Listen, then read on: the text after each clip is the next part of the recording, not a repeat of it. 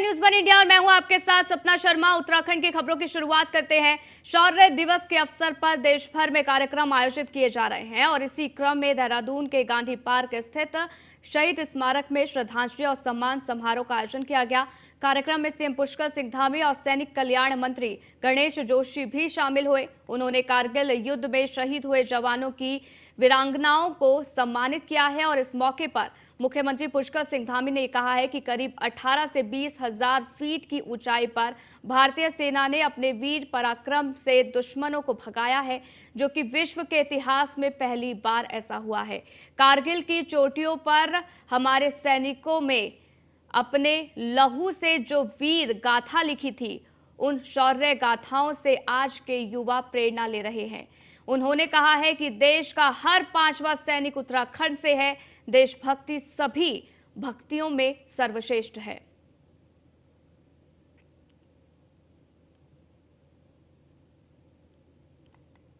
भारत के इतिहास में भारत की सेना के कारण से अदम्य साहस और वीरता और पराक्रम का दिवस है और ये बहुत ऐतिहासिक दिन है कि आज कारगिल जैसी ऊंची चोटियों पर जो दुश्मन के कब्जे में आ गई थी, वहां पर दुश्मन की सेना काबिज हो गई थी।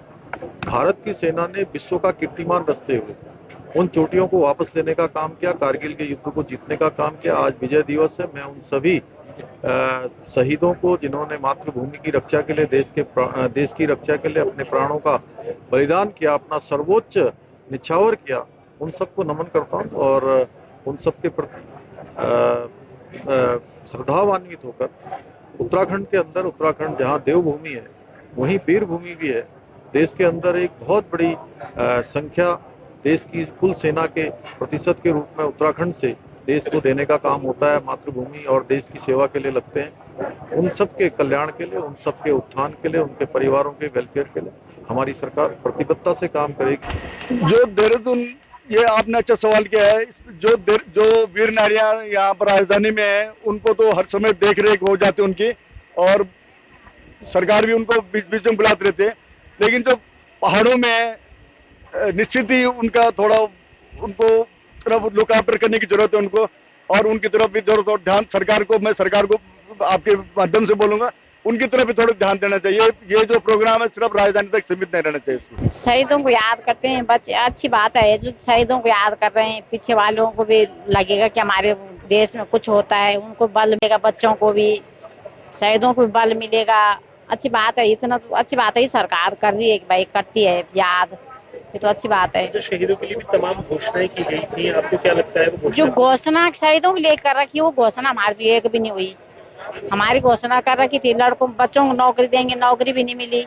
बुलाते हैं हमें, ये सरकार हर साल हमारा सम्मान करते हैं, हमें वो मान देते हैं।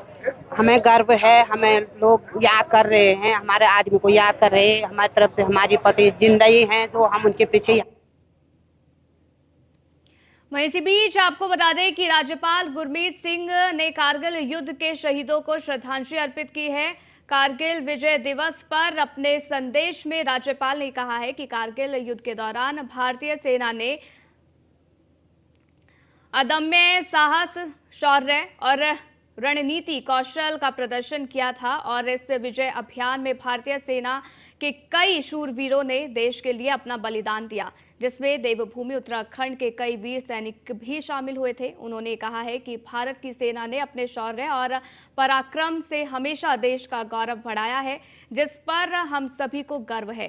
कारगिल युद्ध में 547 सैनिकों ने अपने प्राण न्यौछावर किए थे, जिसमें उत्तराखंड के 75 सैनिक थे।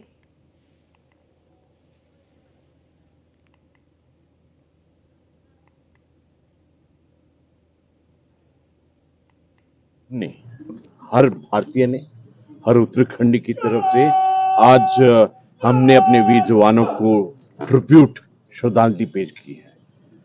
आज से 24 साल पहले कारगिल में जो विजय हासिल की थी भारतीय सेना ने, अपने आप में अलग थी।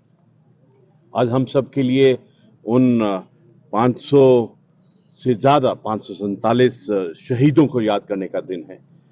और आपको याद होगा कि 4 परमवीर चक्र और 11 महावीर चक्र, उनकी जो करेज, वेलर, डेडिकेशन, डिटर्मिनेशन की कहानी है, वो हम सबको पता होनी चाहिए।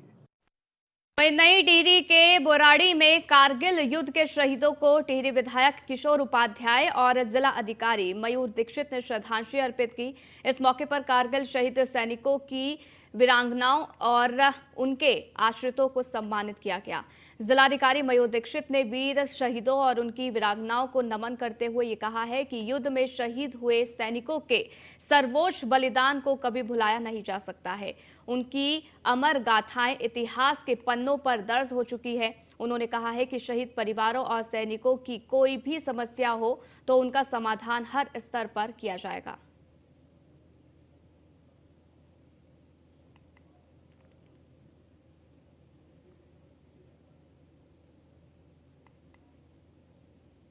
ये जो अवसर है कारगिल शहीद दिवस का, इस अवसर पर हम लोगों ने सभी अधिकारियों से भी अपेक्षा की है और मैं इसमें डायरेक्शंस भी जारी करूंगा कि हम लोग का जो मेन ऑब्जेक्टिव है वो ये है कि जो पूर्व सैनिक हो या वीर नारियां हैं या फिर पूर्व सैनिकों के जो परिवार हैं, उनकी जो भी समस्याएं किसी भी भाग में अगर लंबित हैं तो उसको प्रायोरिटी पे क्लोज किया जाए और उनको निस्तारित किया जाए। साथ ही इसके लिए एक सेपरेट हम लोग एक सेल भी गठित करेंगे जिला सैनिक कल्याण विभाग में, जो कि सभी विभागों से कोऑर्डिनेट करेगा, क्योंकि उसको हम लोग रूटीन मैटर में न लेकर प्रायोरिटी पे उसका निस्तारण करें। इसके साथ ही जो सैनिक हमारे अभी बॉर्डर्स पे तैनात हैं उनकी भी कभी कभी हमारे पास लेटर्स आते हैं। साथ ही सीआरपीएफ जो हमारी पैरामिलिट्री फोर्सेज हैं उनके भी कई जो जवान हैं वो तैनात हैं, तो उनके भी परिवारों के जितनी भी समस्याएं हैं उसको पता ये जो अवसर है करगिल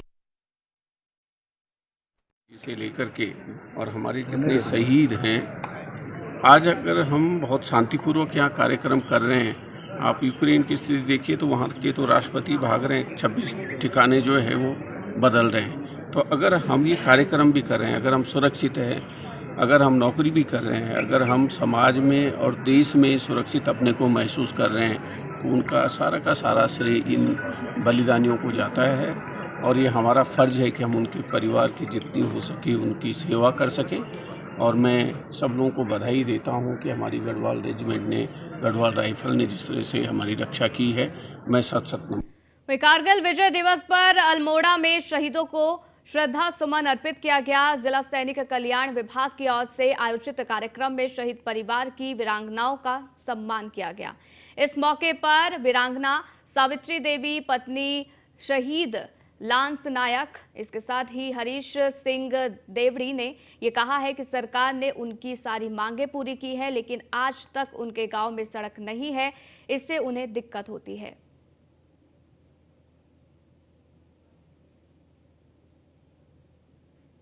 कारगिल दिवस के इस अवसर पर, जिसको हम सब शौर्य दिवस के रूप में भी मना रहे हैं, मैं उन महान जो लोग इस दिवस पर शहीद हुए हैं उनको श्रद्धासुमन अर्पित करता हूं। और ये हम सब के लिए बड़े गौरवशाली का क्षण है कि कारगिल जैसी जो लड़ाई, जिसको हमारे वीर सैनिकों ने अपने शौर्य, अपने पराक्रम, अपने वीरता से इस लड़ाई को कठिन परिस्थितियों में, क्योंकि 8,000 फीट की ऊंचाई पे लड़ाई हुई थी, वहाँ पर ये लड़ाई में विजय प्राप्त वहीं उत्तराखंड अधीनस्थ सेवा चयन आयोग राज्य में एक और बड़ा प्रयोग करने जा रहा है। अभी तक चयनित युवा जिन विभागों में गए हैं वे अपने विभागों में कैसे कामकाज कर रहे हैं, इससे लेकर ग्राम पंचायत स्तर पर पंचायत सेक्रेटरी का कामकाज कैसे है, समय के अनुसार क्या परिवर्तन की जरूरत है और यूकेएस एसएससी से जुड़े मामलों में पत्रकारों की क्या राय है, इन सारे विषयों को लेकर उत्तराखंड अधीनस्थ सेवा चयन आयोग अगस्त महीने में 2 दिवसीय बड़ा मंथन करने जा रहा है। उत्तराखंड अधीनस्थ सेवा चयन आयोग के अध्यक्ष जीएस मार्तोलिया ने न्यूज़ 1 इंडिया से खास बातचीत की है और इस दौरान क्या कुछ कहा गया है, सुनवाते हैं।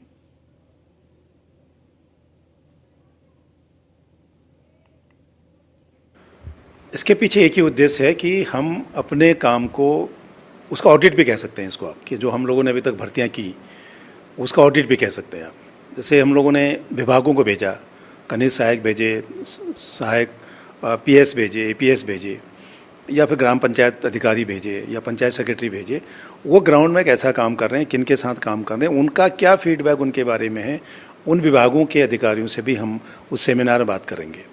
इसके अलावा जो पंचायत सेक्रेटरी हैं जो गांव में काम कर रहे हैं, आजकल देखिए गांव में ग्राम प्रधान के साथ जो काम करता है, छोटे ग्राम लेवल पर जो काम करता है, उसमें ग्राम पंचायत सेक्रेटरी और ग्राम विकास अधिकारी बहुत महत्वपूर्ण है।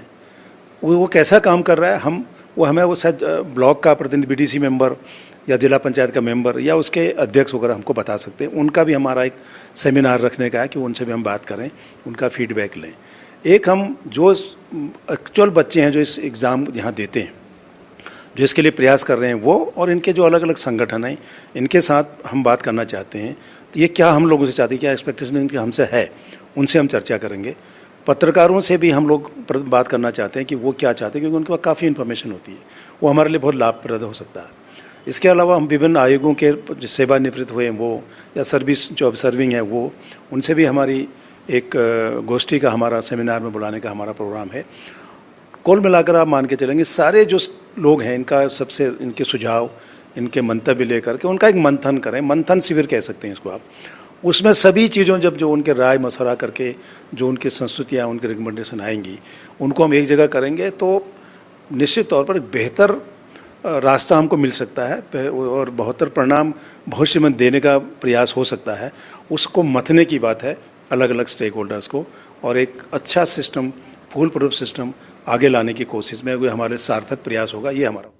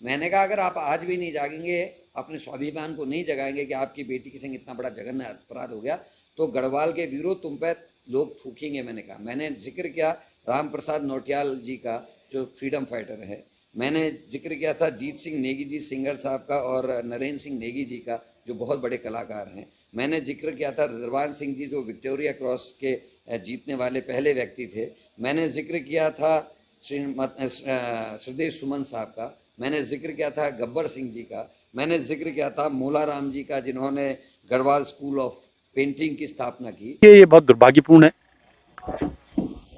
किसी भी व्यक्ति को गढ़वाल कुमाऊं देसी परदेसी, क्योंकि उत्तराखंड तो एक मिनी भारत है, हर जाति के लोग यहाँ पर रहते हैं, तो इस प्रकार की टिप्पणी करना ठीक नहीं है। मैं चाहूंगा कि उनको अपने कांग्रेस के प्रदेश अध्यक्ष जिस तरह से इनके कांग्रेस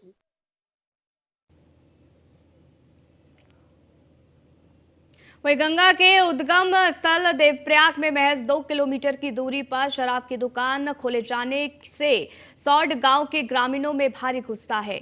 ग्रामीणों ने प्रशासन को चेतावनी दी है कि अगर 3 दिन के भीतर शराब की इस दुकान को यहां से नहीं हटाया गया तो ग्रामीणों द्वारा प्रदर्शन किया जाएगा। ग्रामीणों ने बताया है कि शराब की दुकान के 100 मीटर के दायरे में ही एक विद्यालय और एक प्रसिद्ध मंदिर भी है। शराब की दुकान खुलने से महिलाएं भी खुद को असुरक्षित महसूस करती हैं।